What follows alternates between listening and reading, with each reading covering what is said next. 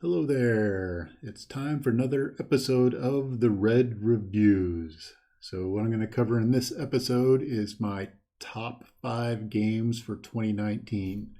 So, these aren't the top 5 games that have come out in 2019, in my opinion, but these are ones that I've played and I've gotten the most out of this last year. I'm kind of looking at 2019 in retrospect, which is tough to do because the games that you play a lot at the beginning of the year don't stick out in your mind as much as the ones that you've played at the end of the year, at least for me anyway. I'm going to talk about some of the games that I've been thinking a lot about. Not necessarily ones that actually one of them in particular isn't as much play as I think about the game a lot and prepare for it. So I've played some, but I've spent a lot more time kind of working on the meta around the game. Okay, so anyway, let's get on with it. So the number 5 one in my list is Power Grid. So Power Grid is a 2 to 6 player game. In this game, you're trying to build out a variety of power plants and power a bunch of cities. The player that in the end is able to power the largest number of cities ends up winning the game. The game takes about 2 hours, maybe a little bit more to play. It's an older game.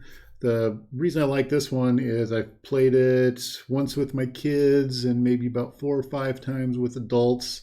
We've played USA map. There's a European map. Was the last one we played was a Australian map. So there's some variety in the different continents that you play on and the different locations, and that can change how the play happens in the game. I actually suck at this game. I think I've gotten last or close to last in every game that I've played. So I don't do very good at the game. I just enjoy playing it. You always seem to be buying something.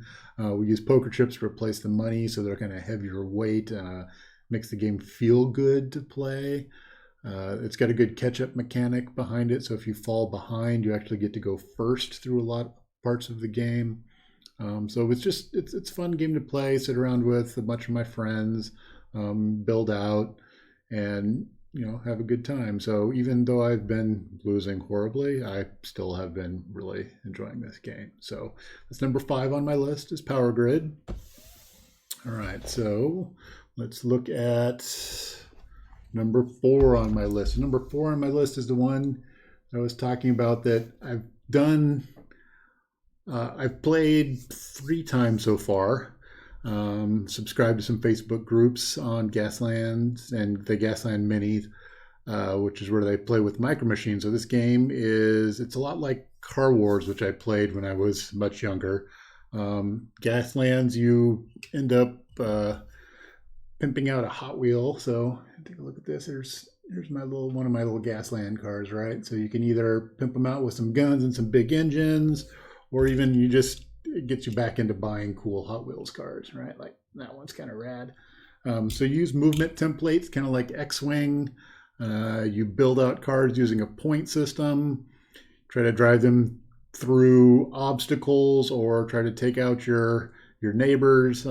It's a lot of fun painting the cars, building the cars, building the terrain. I've had a lot of fun with all of that. The 3 times that I played once with my kid, and I've actually played twice on my own.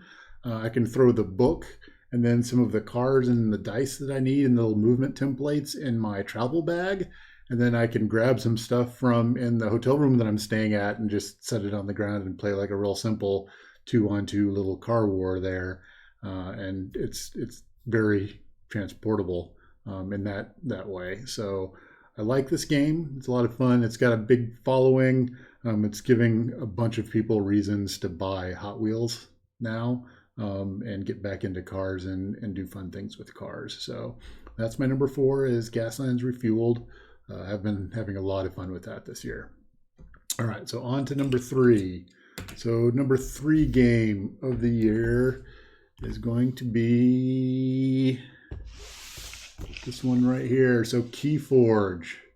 There's actually been 3 sets of Keyforge that have come out in the last year-ish. I think started playing more towards the beginning of the year. I really, being a Magic player, I played Magic started playing Magic about the time betas came out, and played all the way up through fourth edition, I think, and then stopped playing after that for a long time.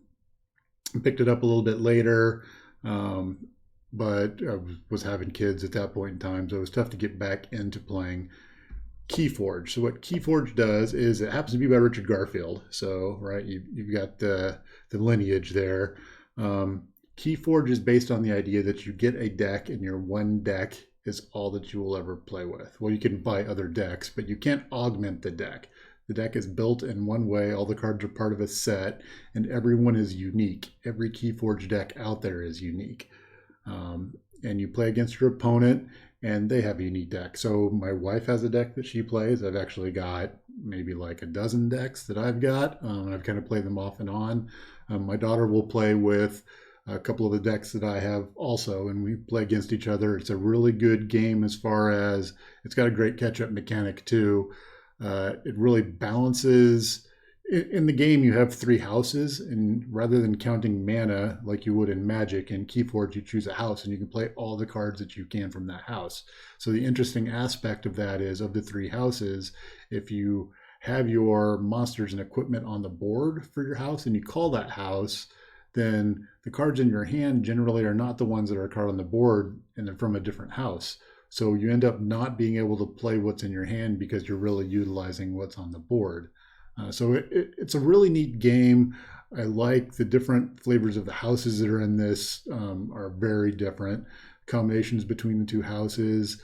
One of the other real interesting things is you get a deck and you need to make that deck work. Like, you learn that deck and play that deck repeatedly. So my wife's getting to know her deck better than I know my decks, because I play different ones where she's been playing the same one, and she's learning the ins and outs of that one better than I'm learning the ins and outs of the decks that I have. So that's a really interesting game. It's very approachable because a deck costs I think they're like $10, and you get the older ones for cheaper now. And that's really all you need to play, is just one deck, and you can play over and over with that. And then if you want to change up, then you just buy another deck. So there's no card collecting aspect to this. So Keyforge, another game I've been having a lot of fun with. Was really glad there's 2 new sets of this out. So this was the base set, and then there were 2 more on top of that. And this most recent set actually introduced, took out 2 houses and introduced 2 new houses, and a little bit of variability in the play style. So Keyforge, really like Keyforge. Okay, so I've kind of got a card play thing. It's one of the things that I do. So we'll go into my next one, which I don't know if it's going to fit like this or like, I'll just set it like this. All right. So Pathfinder, Pathfinder, the adventure card game. So I have every set of Pathfinder base sets that have come out so far. I have most of the expansion decks at this point in time. My Christmas wish list, one of my kids got me the Ultimate Combat deck, which was one of the few that I don't have, and I'm really excited about. This last year, they re-released Pathfinder and have updated it with new art, and the rules are compatible with the older stuff, but a little bit different. I have to say, I really like this new version of the Pathfinder adventure card game. One of the issues that I had with the old one was that when you bought the base set, you had to get the 6 expansions for that, and you were really in a lot of money for a lot of cards you didn't get to use over again. So I've gotten most of the way through what's in this box, and then I will be grabbing the expansion that's come out for this and start playing through that. I like the way that they're doing the new henchmen, where you've got proxies, so you don't have to have like 8 of the same card. You can have the proxies in there, and that reduces the number. Like when you had, oh god, you had to have like upwards of, like, you had 6 to 8 adventures per scenario, and then you would have 8 of each of the henchmen. So you've got like 40 cards ish, maybe 50 of each of your sets for a scenario, or these henchmen cards. So you have this massive bulk of henchmen cards that you would never use again. So reducing these by having proxies is a fantastic idea. I think the artwork's more clear. My playthrough so far, it seems like the characters play off each other a lot better than they did previously. You previously you could solo a lot and run off and do your own thing. And I think the characters team up better in this version than they did in the previous Pathfinder version. I'm interested to try out some of my mini sets of the older decks to see how the old decks play inside the new adventures. I'm thinking I might start up a version of that pretty soon here, like reset the base adventure that I've been playing with just the new cards and try to use some of the outside character class decks and play through the first adventures and see how that goes. So really liking this. I thought they did a great job with the redo of the Pathfinder card game. So, all right. So with that out of the way, we're going to talk about my number one. So, scooch, scooch, scooch. Okay, so my number one. And I've had these big boxes so far, but my number one is this small little box. All right, so The Mind. I have had so much fun with this game over the last year. With friends playing this game, trying to suss out, when you're going to play versus when they're going to play. Having the kids play, they actually have to talk to each other. Some of the controversy that comes up there, some of the, hey, we're married and I've got to play an 18 and you've got to play a 19, because the concept is really simple. The concept is put the cards out in order. If you're going to try to play an 18, the next card that needs to get played is a 19. The next one would be maybe like a 23. So you've got 0 to 100. Everybody starts with a card in their hand. The next round is 2 cards. The next round is 3 cards. And you try to play from 0 to 100 and build the stack up. I don't know.